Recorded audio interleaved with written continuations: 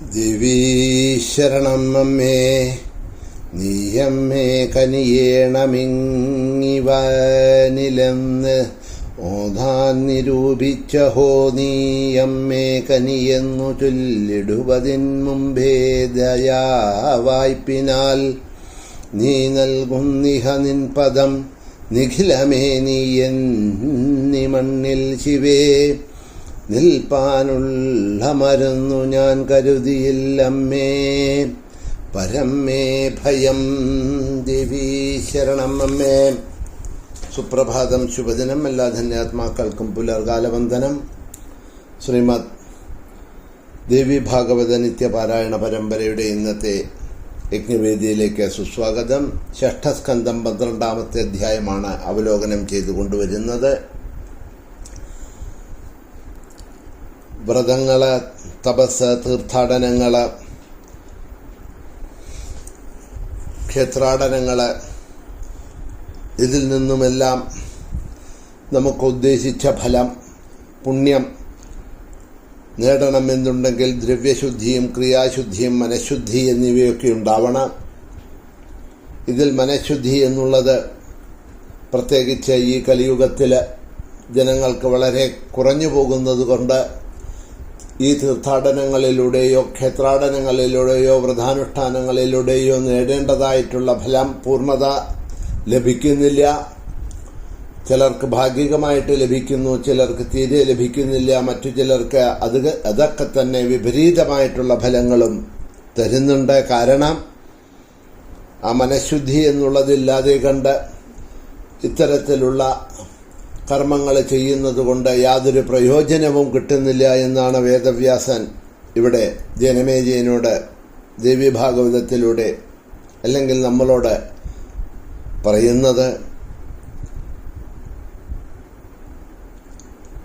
കാമം, ക്രോധം, ലോഭം, മോഹം, മതം, മാത്സര്യം, ഈർഷ്യ, അസൂയ, ദമ്പം, ദർപ്പം, അഹങ്കാരം, അഭിമാനം മുതലായവയെല്ലാം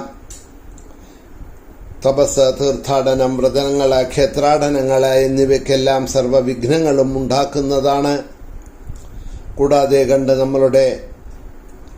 കണ്ട് അഹിംസ, സത്യം, അസ്തേയം, ശൗചം, ഇന്ദ്രിയ നിഗ്രഹം, സ്വധർമ്മ ആചരണം, ഇതെല്ലാം സർവ തീർത്ഥങ്ങളിലും സർവവ്രതങ്ങൾക്കും നമ്മൾ അനുഷ്ഠിക്കുന്നതായിട്ടുള്ള തപസ്സുകൾക്കും പൂജകൾക്കും തീർത്ഥാടനങ്ങൾക്കും ക്ഷേത്രാടനങ്ങൾക്കും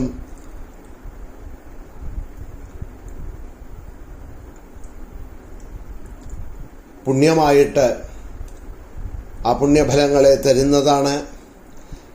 ഇത് തന്നെ ഹിംസയും അസത്യവും മുതലായിട്ടുള്ളവ ചെയ്തു കൊണ്ടുപോകുന്ന സമയത്ത് വിപരീതമായിട്ടുള്ള ഫലങ്ങൾ ചെയ്യുന്നു എന്ന കാരണത്താൽ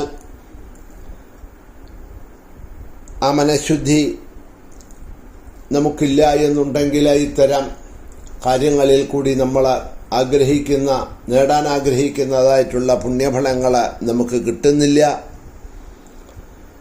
മാത്രമല്ല ആ മനഃശുദ്ധിയെ വീണ്ടും അവിടെ അതിന്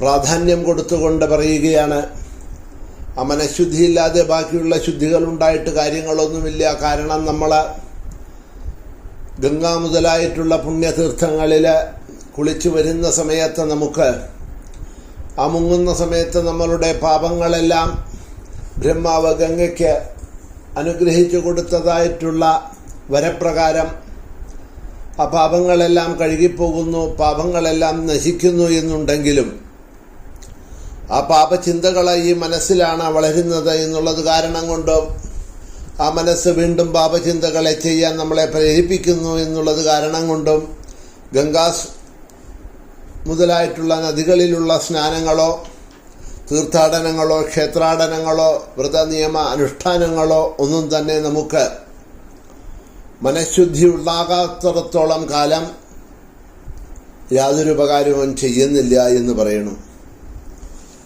ഈ വിഷയങ്ങൾ കുറച്ച് ദീർഘമായിട്ട് പറഞ്ഞു പോകേണ്ട ഭാഗങ്ങളാണ്. കഴിയുന്ന പ്രകാരം ആവുന്ന പ്രകാരം കുറച്ച് വിസ്തരിച്ചുകൊണ്ട് മുന്നോട്ട് പോകാം എന്നുദ്ദേശിക്കുന്നു. ശബരിമലയ്ക്ക് പോകുന്നവർ 41 ദിവസത്തെ വ്രതങ്ങൾ അനുഷ്ഠിക്കുന്നുണ്ട്. ആ വ്രത അനുഷ്ഠാനങ്ങളൊക്കെ വളരെ കഠിനമാണ്. ഒരു കാലത്ത് നമ്മുടെ പൂർവികരെ മുത്തശ്ശൻ അല്ലെങ്കിൽ അവരുടെ അച്ഛന്മാരൊക്കെ അനുഷ്ഠിച്ചത് മാതിരിയുള്ള വ്രതാനുഷ്ഠാനങ്ങളൊന്നും ഇപ്പോൾ തീരെയില്ല. നിയമപ്രകാരമുള്ള വ്രതാനുഷ്ഠാനങ്ങളുടെ 50% പോലും ഇന്നത്തെ സാഹചര്യത്തിൽ ജനങ്ങൾക്ക് അനുഷ്ഠിക്കാൻ കഴിയുന്നില്ല എന്നുള്ളതാണ്. ചിലവരെ തീരെ അനുഷ്ഠിക്കുന്നില്ല, 5%, 10% പോലും അനുഷ്ഠിക്കാതെ കണ്ട് ഇരിക്കുന്നവരും ഉണ്ട്. ഈ വ്രതാനുഷ്ഠാനങ്ങളെ ഒരു മണ്ഡലം അഥവാ 41 ദിവസം ക്രമീകരിച്ചിരിക്കുന്നത് നമ്മളുടെ ഇന്ദ്രിയ സംയമനങ്ങൾ ചെയ്യാനായിക്കൊണ്ട് ശമം, ദമം മുതലായവയിലൂടെയും ഒരു തപസ്സനുഷ്ഠിക്കുന്ന, വ്രതമനുഷ്ഠിക്കുന്ന ഒരു 41 ദിവസത്തെ ജീവിത രീതിയിലൂടെയും നമ്മളുടെ മനസ്സിനെയും നമ്മളുടെ ചിന്തകളെയും മാറ്റിയെടുക്കാൻ വേണ്ടിയാണ്. 41 ദിവസം